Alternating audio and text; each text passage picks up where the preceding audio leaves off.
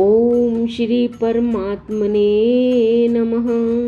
गीता का 15वां अध्याय। श्री कृष्ण भगवान बोले कि हे अर्जुन, आदि पुरुष परमेश्वर रूप मूल वाले और ब्रह्मा रूप मुख्य शाखा वाले जिस संसार रूप पीपल के वृक्ष को अविनाशी कहते हैं तथा जिसके वेद पत्ते कहे गए हैं, उस संसार रूप वृक्ष को जो पुरुष मूल सहित तत्व से जानता है वह वेद के तात्पर्य को जानने वाला है। हे अर्जुन, उस संसार वृक्ष की तीनों गुण रूप जल के द्वारा बढ़ी हुई एवं विषय भोग रूप कोपलों वाली देव, मनुष्य और त्रियक आदि योनि रूप शाखाएं नीचे और ऊपर सर्वत्र फैली हुई हैं तथा मनुष्य योनि में कर्मों के अनुसार बांधने वाली अहंता, ममता और वासना रूप जड़ें भी नीचे और ऊपर सभी लोकों में व्याप्त हो रही हैं। परंतु इस संसार वृक्ष का स्वरूप जैसा कहा गया है वैसा यहाँ विचार काल में नहीं पाया जाता है, क्योंकि न तो इसका आदि है न अंत है तथा न अच्छी प्रकार से स्थिति है। इसलिए इस अहंता, ममता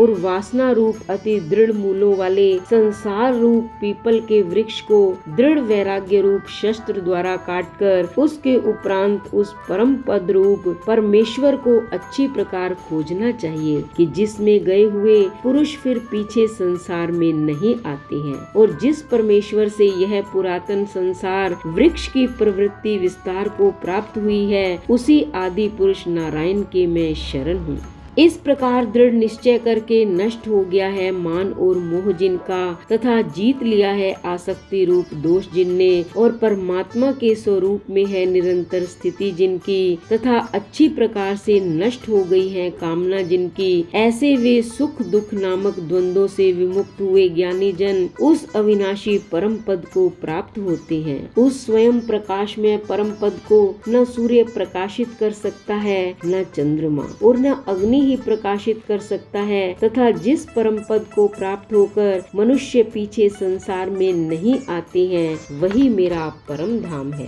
हे अर्जुन, इस देह में यह जीवात्मा मेरा ही सनातन अंश है और वही इन त्रिगुणमयी माया में स्थित हुई मन सहित पांचों इंद्रियों को आकर्षण करता है। कैसे कि वायु गंध के स्थान से गंध को जैसे ग्रहण करके ले जाता है, वैसे ही देह आदिकों का स्वामी जीवात्मा भी जिस पहले शरीर को त्यागता है उससे इन मन सहित इंद्रियों को ग्रहण करके फिर जिस शरीर को प्राप्त होता है उसमें जाता है। उस शरीर में स्थित हुआ यह जीवात्मा श्रोत्र, चक्षु और त्वचा को तथा रसना, घ्राण और मन को आश्रय करके अर्थात इन सब के सहारे से ही विषयों को सेवन करता है। परंतु शरीर छोड़कर जाते हुए को अथवा शरीर में स्थित हुए को और विषयों को भोगते हुए को अथवा तीनों गुणों से युक्त हुए को भी अज्ञानी जन नहीं जानते हैं। केवल ज्ञान रूप नेत्रों वाले ज्ञानी जन ही तत्व से जानते हैं, क्योंकि योगी जन भी अपने हृदय में स्थित हुए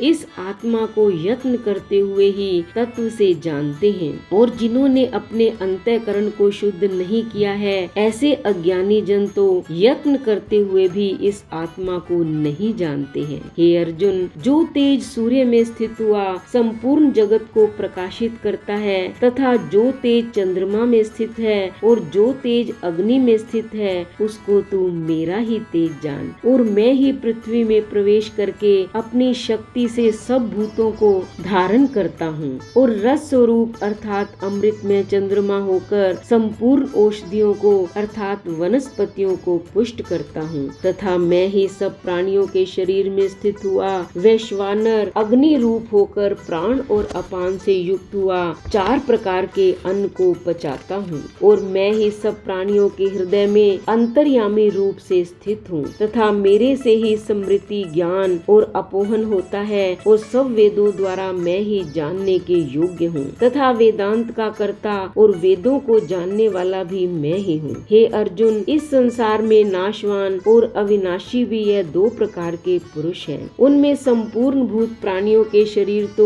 नाशवान और जीवात्मा अविनाशी कहा जाता है, तथा उन दोनों से उत्तम पुरुष तो अन्य ही है कि जो तीनों लोकों में प्रवेश करके सबका धारण पोषण करता है। एवं अविनाशी परमेश्वर और परमात्मा ऐसे कहा गया है क्योंकि मैं नाशवान जड़ वर्ग क्षेत्र से तो सर्वथा अतीत हूँ और माया में स्थित अविनाशी जीवात्मा से भी उत्तम हूँ, इसलिए लोक में और वेद में भी पुरुषोत्तम नाम से प्रसिद्ध हूँ। हे भारत, इस प्रकार तत्व से जो ज्ञानी पुरुष मेरे को पुरुषोत्तम जानता है, वह सर्वज्ञ पुरुष सब प्रकार से निरंतर मुझ वासुदेव परमेश्वर को ही भजता है। हे निष्पाप अर्जुन, ऐसे यह अति रहस्य युक्त गोपनीय शास्त्र मेरे द्वारा कहा गया, इसको तत्व से जानकर मनुष्य ज्ञानवान और कृतार्थ हो जाता है, अर्थात उसको और कुछ भी करना शेष नहीं रहता। इति श्रीमद् भगवत गीता रूपी उपनिषद एवं ब्रह्म विद्या